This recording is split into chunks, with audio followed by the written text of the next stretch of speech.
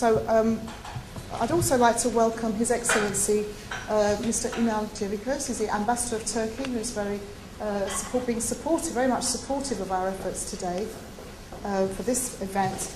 And also, just a quick announcement, which I will repeat at the end. You'll see on your leaflets that this evening there will be a reception here in this room, which is jointly hosted by the Liberal Democrat Friends of Turkey and His Excellency Mr. Ünal Çevikos. So you're all very welcome to come back this evening. If you've got other events, even if you can come in for a short time, you'd be very, very welcome. So I'm going to now, first of all, call on Mr. Mehmet Şimşek. He is the Turkish Finance Minister, and he's going to address us. Thank you very much.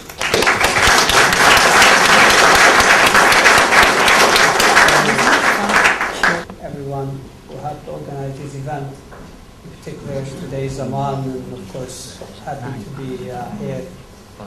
It's an important meeting at the margins of the Liberal Democrats Party convention. So it's good to be here. It's good to be back in the UK. I've been told that I only have 5 minutes, so I have to be very brief. Yes, Turkish economy is booming. We had 9% real GDP growth last year and about 10.2% in the first half of this year. So we are at par with China, even though we don't have the Chinese savings rates, so we may not be able to sustain this. We're a little bit at the mercy of financing from international capital markets. But there are two basic drivers of this strong growth, really. One is we have extremely favorable demographics. The median age is still 28, 29 years. So that's one part of the story. The working age population is growing very fast. If you look at EU 27, the working age population growth is already stagnant or down into negative territory. But in the case of Turkey, we estimate that the working age population growth will remain in the positive territory through 2030. So we have very favorable demographics to support long-run growth. Secondly, we also have been doing a lot of reforms, and there's been a lot of investment in human capital, in physical infrastructure, in R&D. There's a lot more competition domestically, and that all means more innovation, more productivity. So productivity is really the other driver, key driver of growth. Even though growth is set to slow going into obviously 2012 and possibly the second half of this year, I think if you look at long run, it's clear that Turkey is one of those emerging markets that will continue to offer very strong growth. But surprisingly, maybe not for those who are familiar with the Turkish story, at increasingly developed market risk. Even though today talking about developed markets, people have different risks on their mind, but Turkey has very strong balance sheets. We had our own banking sector problems or crisis back in the early part of last decade. We've learned a lot from that. More importantly, because we were burned so badly, there was a severe financial stress situation, we were very radical in the way we handled the banking sector crisis of 2000, 2001.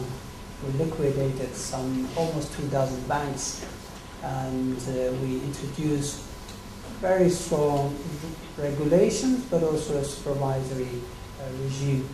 So even though Europeans were doing their bank stress test last year, we were doing it in 2006.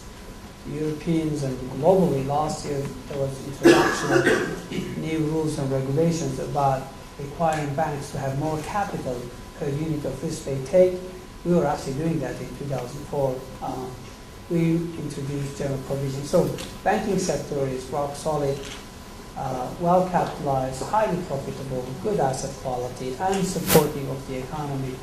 The banks today have a 17% capital adequacy ratio. I know you're not a technical people, but that simply means that if Basel III was in place today, which will come into effect, by the way, by 2018, because European banks were not able to afford it, we will have almost 2 times the capital required by Basel III in 2018. So the banks are, well, that's one strength of the Turkish economy. Secondly, we also have strong public sector balance sheet. Today, if you look at EU 27 or Eurozone or developed markets in general, what you notice is that large public sector deficits, large or rising public sector debt to GDP. And EU, if you look at EU numbers, these Commission numbers, debt to GDP ratios for this year are set to be about 88-89% of GDP.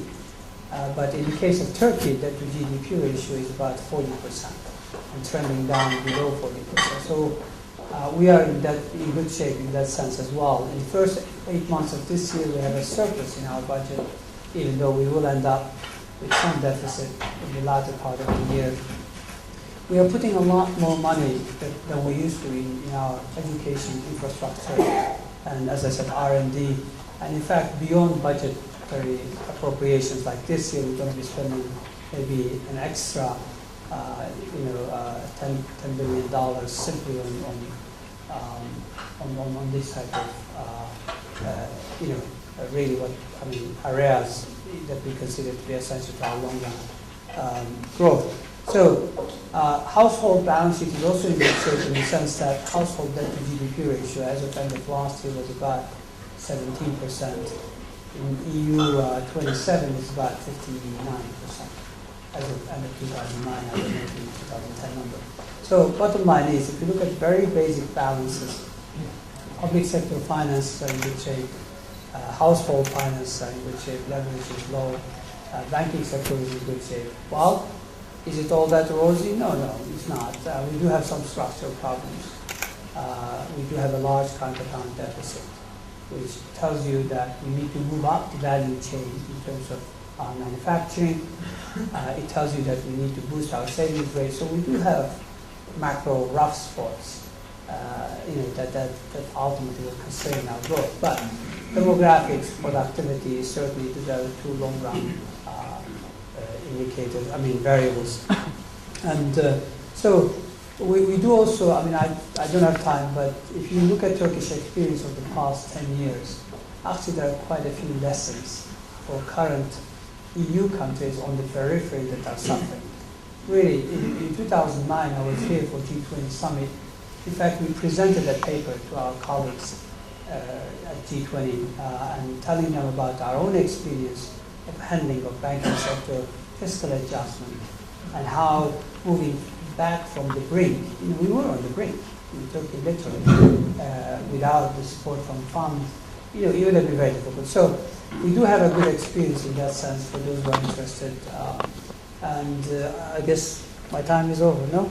Well, if you want to say a few words about Europe, did you mention Europe, we're in love with Europe. In a minute, if you can.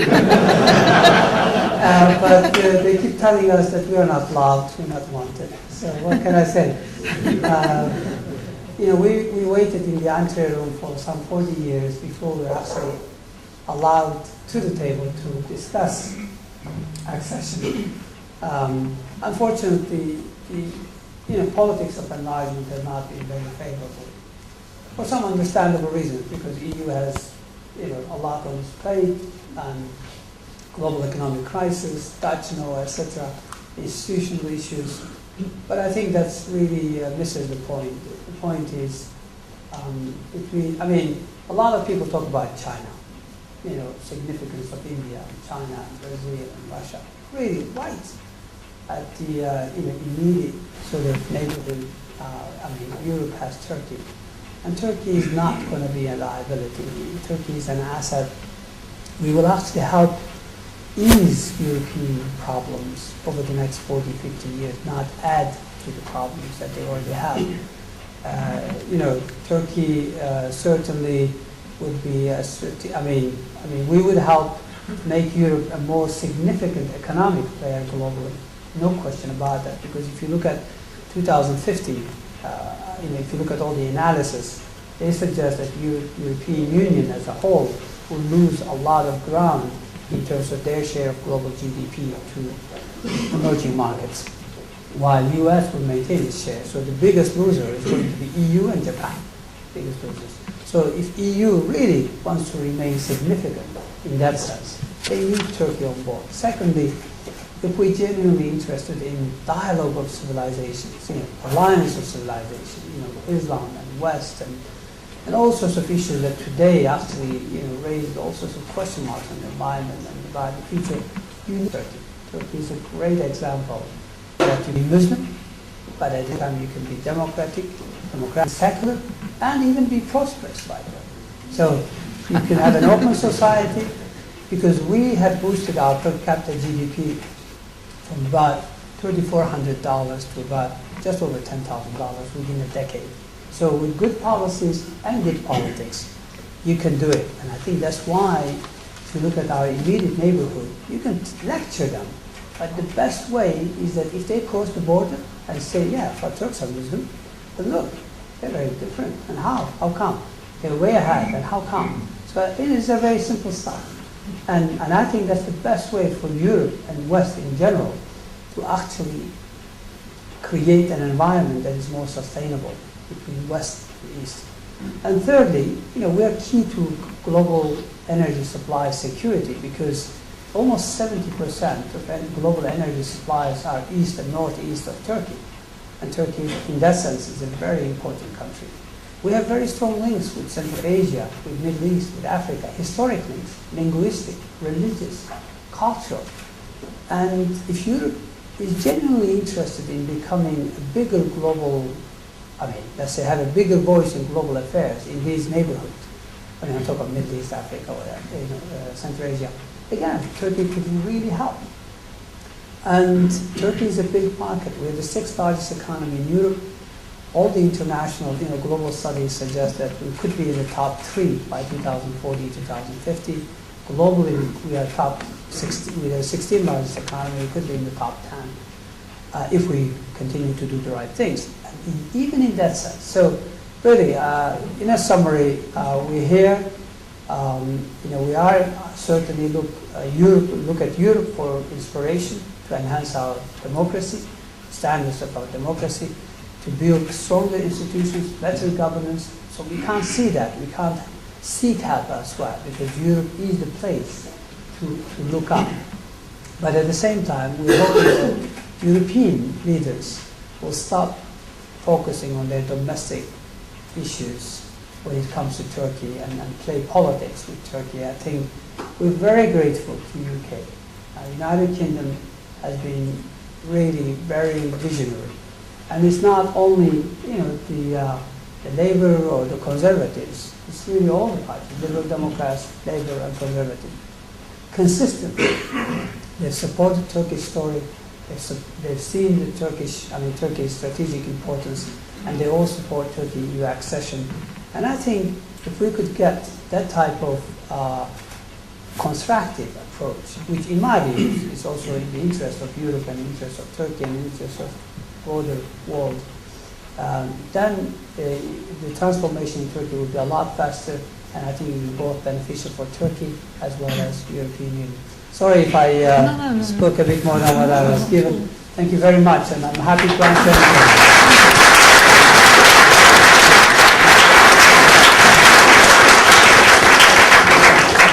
Well, thank you very much, Minister, for that really very impressive introduction. I'm sure everyone will agree, and I'm sorry that I have to cut you short, because I'm sure we could hear a lot more, and I'm sure we will. We'll have a lot more questions as well, and you can get some of those other issues that you wanted to mention. So thank you very much for that.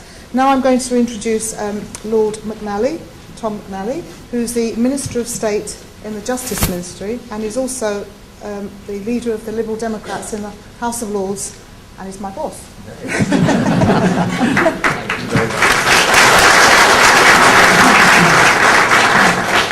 Your Excellency, Minister, friends, thank you very much. I was just reflecting on the generation of politics, because I had the pleasure last night of having dinner with the Minister, and I can tell you he is a very impressive, dynamic Finance Minister with a very detailed knowledge of his subject. I am about to address you in the usual Liberal Democrat way with slightly crumpled notes with a few things scribbled on the margin. He has got a rather impressive iPad there.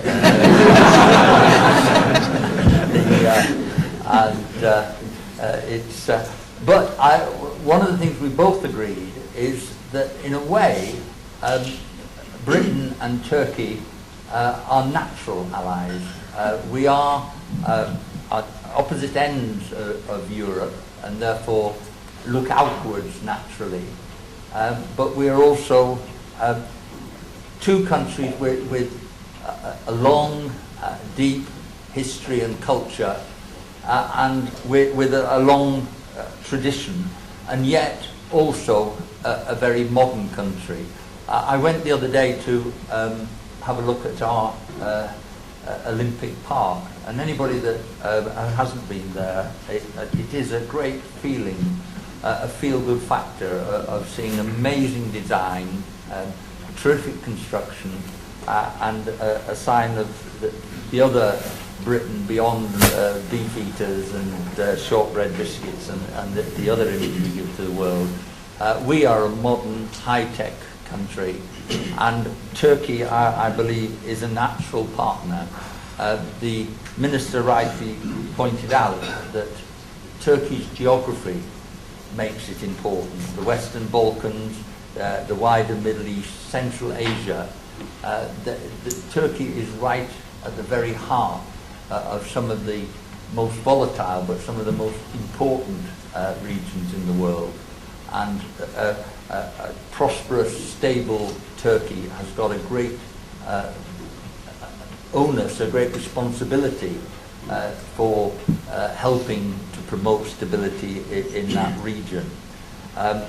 It was no accident that one of the first countries that David Cameron visited once the government was established was Turkey, because as the Minister pointed out, it has been the policy of successive governments and successive parties to cement and strengthen our relations with Turkey. I'll leave it to Sir Graham to talk more detailed about Europe, but in that aspect, the Ministry of Justice, the department I'm serving in as Minister of State, have got good relations already with the Turkish Ministry of Justice, and we are looking to cooperate with them in training and improvement of the judicial system in the interest of opening the chapters 23, 24, my brief tells me. But if I tell you what those chapters cover, you will see why Turkey is important. Chapter 23 is judicial reform and fundamental rights. Chapter 24 covers external borders, judicial cooperation in civil and criminal matters, police cooperation, and the fight against organised crime, the fight against terrorism, the fight against drugs, customs cooperation, and fight against counterfeiting. We have, just in my area of government, an immense area of cooperation. But more than that, and this the Minister hinted on, Turkey is a real bonanza in terms of economic cooperation. Just a few facts. Turkey, as the Minister said, is the 6th largest economy in Europe and the 16th in the world. It attracted 9 billion in foreign domestic investment in 2010 and is expected to record another 10 billion plus in 2011. And that investment is particularly strong in energy, automotive, financial services, research and development, and IT. Turkey is a major trading partner of the UK. The current value of UK-Turkey trade is worth over 9 billion a year. Trade volumes between the two countries has continued to increase with a 59, I'm not sure I should read this out in front of the Finance Minister, but British trade to Turkey has increased by 59% in the last year, and Turkey's trade to Britain has increased by 28%. Something we find very welcome. You're doing better. And as I say, during the Prime Minister's goal, he also set a goal of doubling UK-Turkey trade during the lifetime of this government. So we're on, there is a massive mutual interest.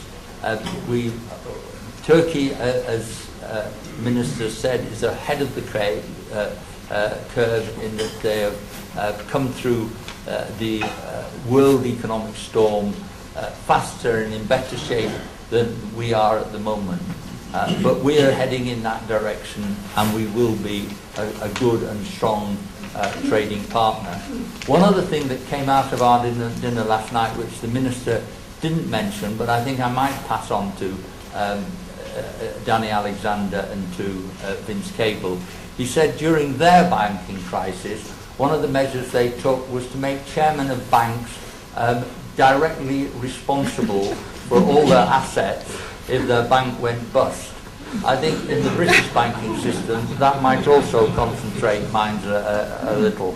But we have got, in all these aspects, a great deal to learn from each other and a great deal to benefit from mutual cooperation, both in the aim of getting Turkey into full membership of the EU, but also in working with Turkey in the other global problems.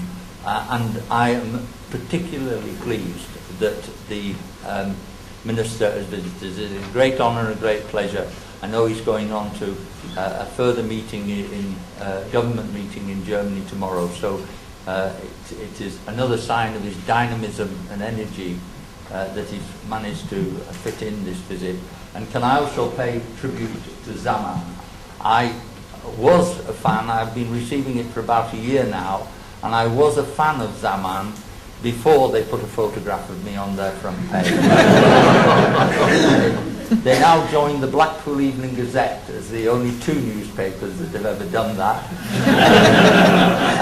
But again, I think it is excellent that we have a Turkish newspaper published in the English language that is promoting serious dialogue between our two countries.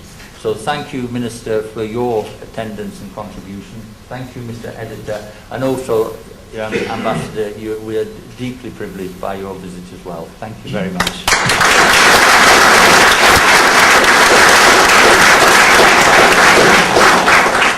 Thank you very much, Tom, for that. That was really helpful. And now I'm going to call on Sir Graham Watson, who's a member of the European Parliament. Previously was on the Foreign Affairs Committee, I have here, but I do know he's been a long-standing member of the European Parliament with a particular interest and knowledge of Turkish and all Turkish affairs. So I ask you to speak to us. Thank you. Thank you very much, Mehmet. I wonder if I could carry on where Tom McNally left off and send my greetings to my friend Ekrem Dumanli and all of his colleagues at Zama, a wonderful publication. And say what a pleasure and an honour it is to share a platform together with the Minister, who has spoken very, very eloquently about the benefits of trade ties between Turkey and the UK and indeed other parts of the European Union, and the great success of Turkey's economy, which we very much welcome. I'd like to focus on slightly more the political side of things and ask you or invite you to cast your minds back, if I might, about 100 years to 1911. In 1911, Turkey was one of the Axis powers, soon to be our ally in a world war. The Young Turks, whose ideas of modern democratic government inspired youth movements across the country, were blazing a trail forward in the development of modern democracy, something that was felt right across Europe. The power of religion was on the wane, and I suppose utopian ideals were on the rise. If you flick forward to today, in the aftermath of the so-called war on terror, you find, sadly, Christian intolerance on the rise across the Atlantic in things like the Tea Party movement.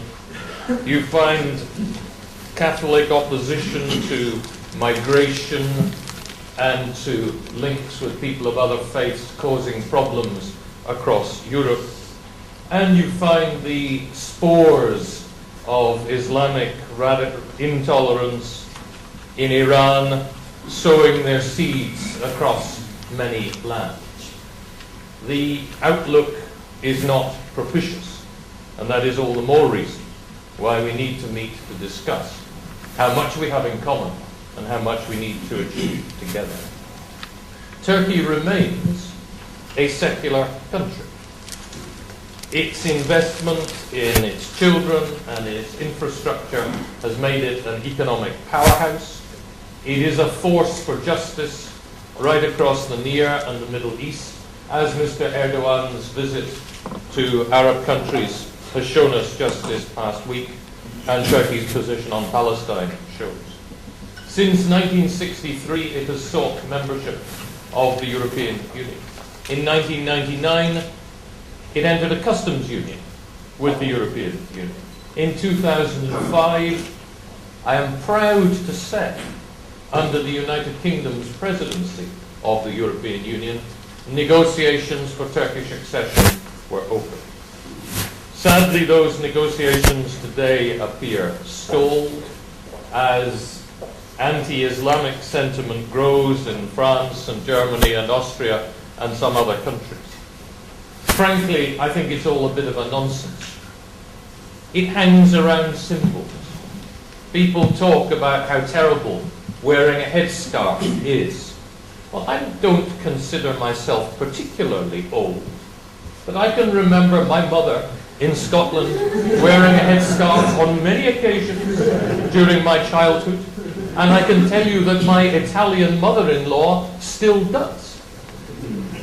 But we have lost the sense of perspective, which once suffused our public debate. And also for the very skillful way that you've managed to put in the plug in your this topic. So that was excellent. Thank you very much.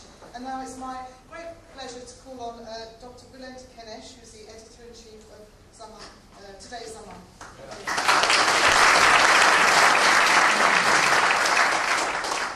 Honorable Ministers, esteemed politicians, distinguished guests, ladies and gentlemen, I would like to greet you with respect and express my deepest gratitude to the organizers for giving me the opportunity to address such a distinguished audience at such an important meeting. Distinguished guests, the world has found itself once again, in the middle of a great change. The tremors shaking the world economy on the one hand, and the Middle Eastern and Northern African people's demand for freedom and democracy, collectively referred to as the Arab Spring on the other, are at work reshaping the political and economic system across the globe. The vast Arab lands are on the verge of attaining the long-sought values of democracy, extended individual rights, freedoms, and the market economy. At this critical junction, European countries, as the cradle of many universal values, and Turkey have an important role and task. Isolated from the winds of democracy, freedom, and change that swept through the world upon the tearing down of Berlin Wall at the end of the Cold War, this region and its oppressed peoples should get all the support we can spare in their and firm march to become a dignified member of the free world, though with a delay of some 20 years. As a citizen of a country that has both at least 12 years adapted to post-Cold War era conditions and luckily attained democracy and freedoms in the end, I know that it is a great blessing to have a legitimate civil government that is accountable to the people. I can frankly assert that it's a moral rather than political responsibility for us to side with the people driving the Arab Spring. Turkey, in its struggle to strengthen its democracy and fundamental rights and freedoms, received undeniable support from it to become a full member of the European Union, as well as its harmonization efforts to that end. The more reforms Turkey undertook to ensure greater harmonization with the Copenhagen criteria, the greater stability it obtained in its democratic administration, and the more protection it could secure against anti-democratic forces, which long served as a major source of instability in the country. Thus, people have been able to gain a sense of self-confidence in a climate of freedom and greater respect for the citizens, to the extent that Turkey restructured its institutions, organizations, and practices in compliance with the EU's tested contemporary rules and norms.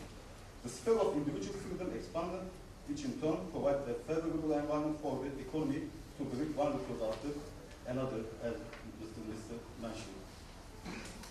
I think everyone agrees that a system which reflects on accountability to its people and that lacks any sort of democratic supervision is unsustainable politically or economically.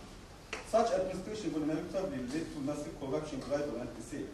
Democratic governments, formed in line with the people's demands and expectations, on the other hand, are particularly fit to boost transparency not only in politics but also in the economy, and foster free enterprise and greater integration with the global economy.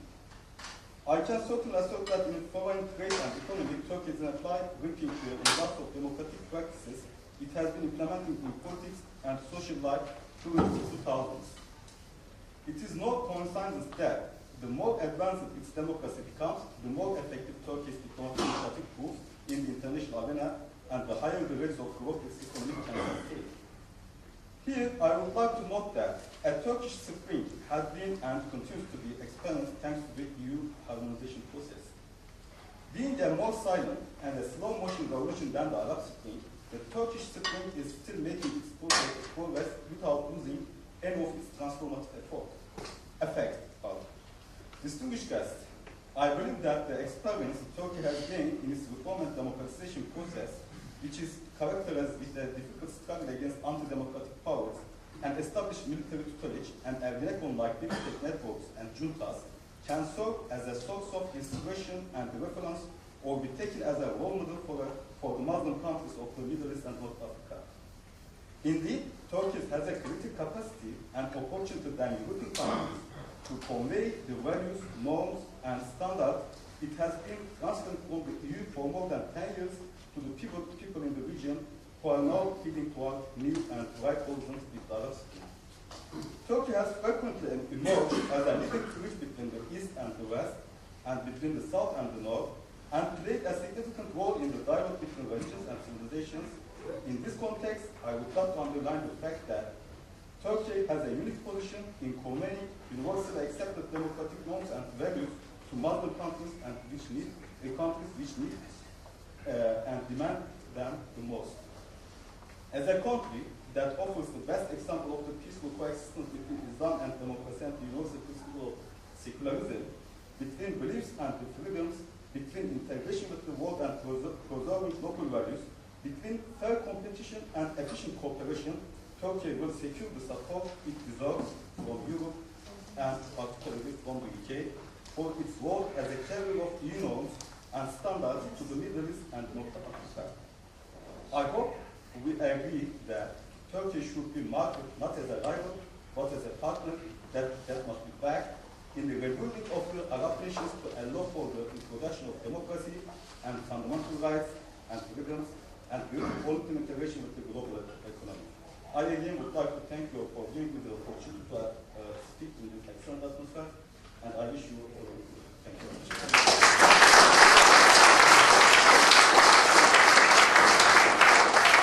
you very much, Dr. Budet-Kenesh, for that. That's very, very, very interesting contribution. Now I'm going to throw it open for questions. Please, we have questions. I'll take them in batches of 3. When you ask your question, can you say who you are, please? That would be really helpful. I think I saw you first. 1, 2, 3, and then I'll come to this side. So, gentleman there, would you like to?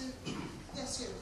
Yes. You say who you are, what your question is, please. Leon Cook from the European Anti-Fragile Society. I will direct my question to the Finance Minister, Mr. Graham, if I may, related to energy. This week, the European Union signalled their intent to launch a treaty with Turkmenistan and Azerbaijan for a Trans-Caspian pipeline.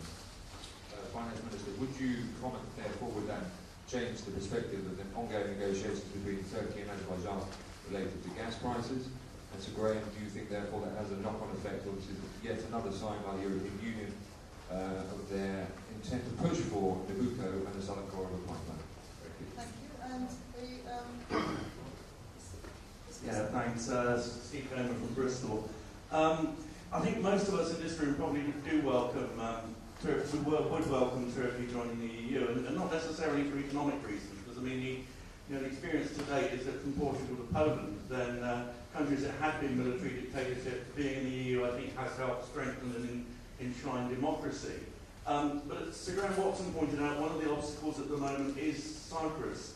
And I've been a bit concerned by some of the mood music coming out of Turkey since the general election, and that in recent years Turkey has supported moves towards the talks that are going on under the UN auspices. And yet in recent years we've seen some rather bellicose noises about oil drilling, and we've seen some quite hostile and unhelpful statements with regard to territorial adjustments, which would be part of any settlement. And I'm just looking for reassurance that Turkey is still considering, is still putting its efforts behind Downer and Ban Ki-moon and looking for a settlement on the basis of a bizonal bicommunal federation. thank you. And is it John? No, I'll come on. I did see it. Yes, thank you. John Dennis Banbury. Good one. Would you like to respond to those three? Sure. I'll start with the most difficult one, the last question. We describe ourselves as, when it comes to family values, when it comes to those aspects, we are conservative. But when it comes to economy and global affairs, etc., we're actually quite liberal. When it comes to obviously income distribution, poverty, those type of issues, we're actually almost quite socialist.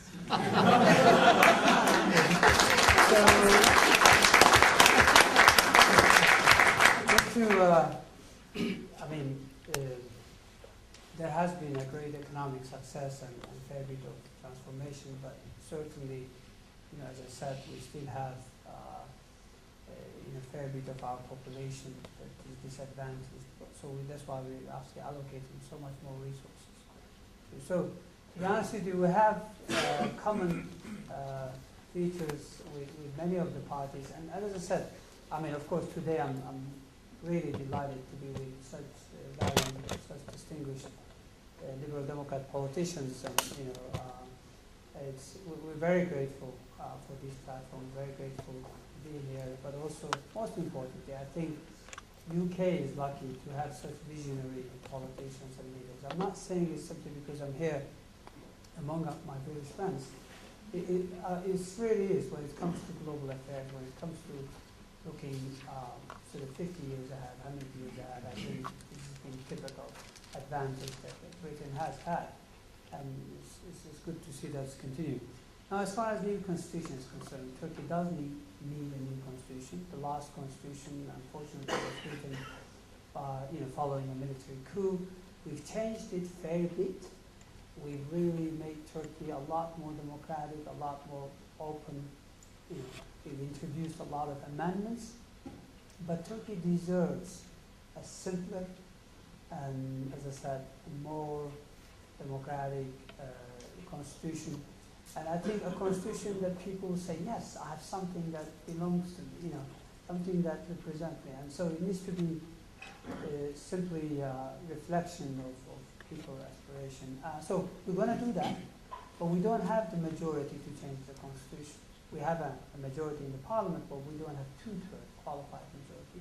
So we will cooperate with the opposition, and in fact already we're working to see if we could set up a commission so that everybody could come together and present their proposals. So I'm optimistic, but it's a process. On the second question from my friend Steve Bristol, thank you very much for raising that. There's absolutely no question that we fully support UN efforts to achieve a viable solution in Cyprus, because the status quo cannot be maintained, should not be maintained. There is, absolutely no reason why it should be. In 2004, as many of you will remember, we were at the brink of a solution.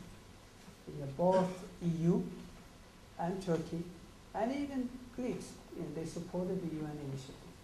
It went for a vote, the UN broker deal. Sadly, it didn't go through, simply because 2/3 of Turks said yes, but unfortunately only, I don't know the number, but very few Greeks said yes, the Greek Cypriots said yes. But what was really, in my view, probably a turning point was, Southern Cyprus, Greek Cypriots were allowed in Europe, so they have little incentive for a compromise. Of course, they have an incentive for a solution. They want a solution, but they don't want to compromise. But these type of settlements require compromise. Yes, we've always said that there could be an adjustment in territory. There is no question about that. On many other issues. But it needs to be fair, it needs to be sustainable, because there are two communities. We've had bad experiences in the past. Since 1974, there has been obviously no violence, and but the problem is still there. So we want a settlement, but we want a fair settlement, a settlement that's really viable. But that requires, as much as our support, it really requires our Greek Cypriots, to see that this can only happen through some sort of compromise, not just on their own terms, simply because they're in the EU and they think that Turkey ultimately to join the EU will make all the sacrifices. I think that would be the wrong way of looking at it. The other way of looking at it to say, look, let's go for a federal, bizonal, essentially two-component, federal structure. But that hasn't been forthcoming. We're still optimistic. There are still negotiations. We still support a solution. And on the energy side, Nabucco project is an important one. Of course, Turkey is fully behind it. And of course, supply of energy for that project is critical, and that's where Azerbaijan, Turkmenistan, and possibly in the future, maybe you never know, but northern Iraq, Iraq in general, or even other parties could participate and could provide the gas that is needed to make the project more viable, economically more optimal. So that's all I can say on that. We're there. Certainly, in the past, we've seen willingness from Azerbaijan and Turkmenistan in consideration to be part of it. Price is really more to do with market right now. Prices need to be adjusted. It will be adjusted. As you know, there was a strong link between oil prices, a lag between oil price and natural gas, and more recently in the U.S. there have been different discoveries, and it's kind of a bit of a delinking, but that's a separate issue. Thank you. Thank you very much. Shed bitter tears of repentance. On the Cyprus issue, I think, again, there shouldn't be any question marks as to whether Turkey is working hard and will continue to work hard to end the embargo on Northern Cyprus, because Northern Cyprus Turks don't deserve it. You're absolutely right. We said yes to an plan, and that was an important turning point. But as I said, not only Southern Cyprus was allowed to join EU, but also the embargo was kept unchanged. And I think that's really that's a rather, to put it diplomatically, unfair treatment. So there's no question about that.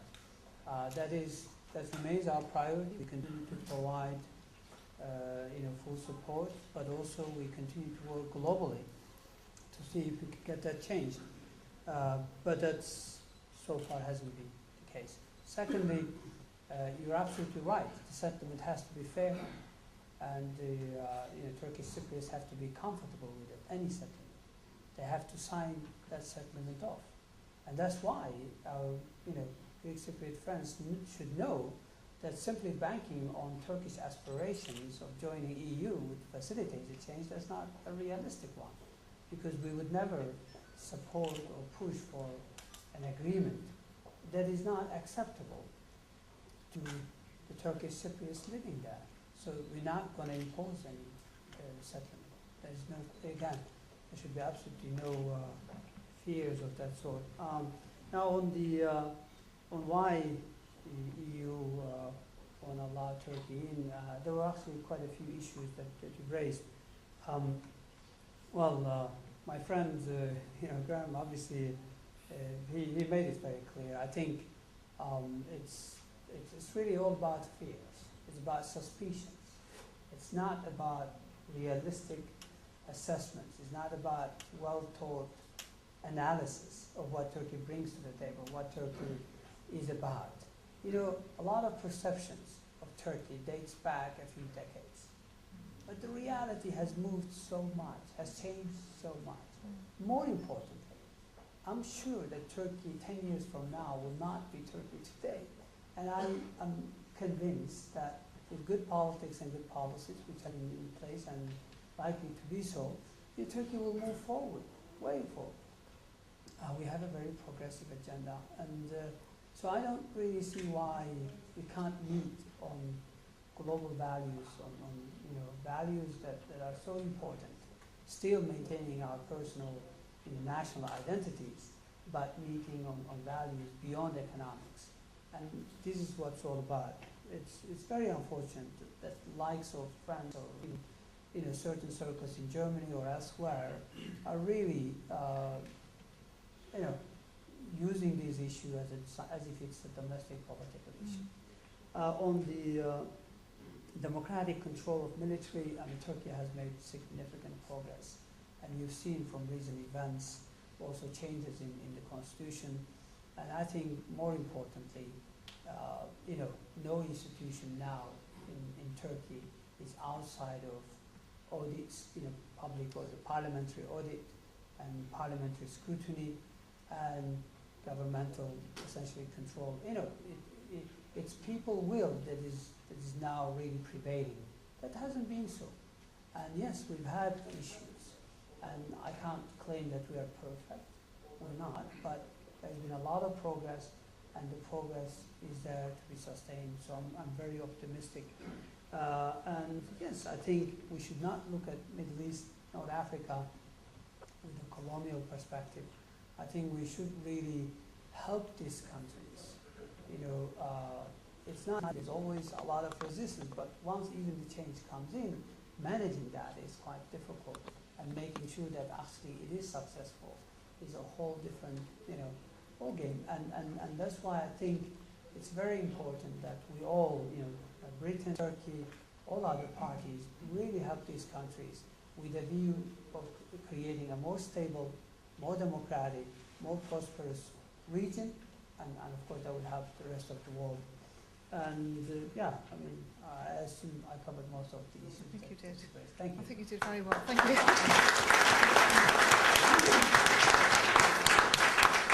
Well, thank you very much for our very, very distinguished panel. I'm afraid that McNally had to leave to go to another event. He's in popular demand. But want to thank Sir Graham Watson, Mr. Mehmet Şimşek, and Dr. Bülent Kenesh, and to Lord McNally for all the contribution, and also to thank you. I'm sorry we've run out of time. We could have just gone on for another hour.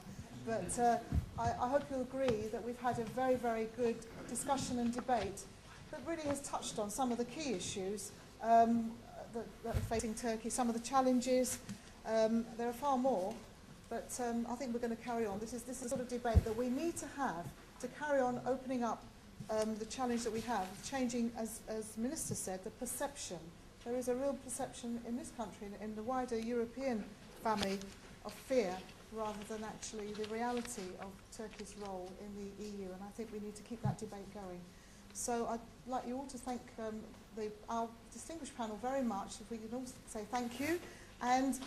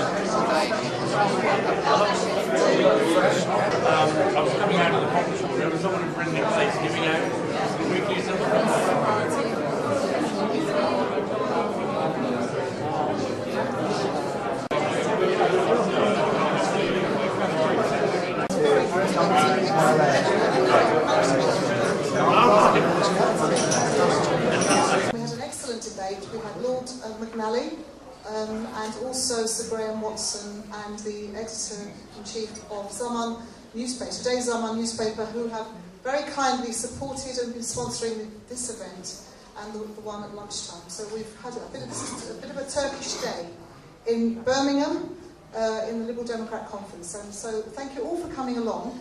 I'm now going to call on Jeremy Brown, who's our Foreign Minister, Minister of State in the Foreign Office. Is that right, Tom? Have I got it right? Yes. Who will say a few words. Thank you. Is how much better understood Turkey is for British people than was probably the case 10, 15 years ago. Tourism is very important to that, but cultural links more generally, educational links, are helping to create a sort of people-to-people relationship between our two countries, which transcends anything that politicians are saying and transcends whichever parties are in government in London. And I think that is greatly to our mutual benefit. The second area I wanted to touch upon, although I don't want Turkey to be seen entirely in these terms, but I still want to touch upon it, is about EU accession. The Liberal Democrats, and maybe more importantly, the British government as a whole, remain big enthusiasts for Turkey being able to play a full role within the European Union. I don't pretend that that can happen with immediate effect, but that remains our objective. And if you look at the attention that our government in the 16 months that we have been in office has afforded Turkey, and I don't say that in any way sort of patronisingly, because it has been a two-way process and we have been very appreciative of the inward visits that we have had from senior Turkish ministers.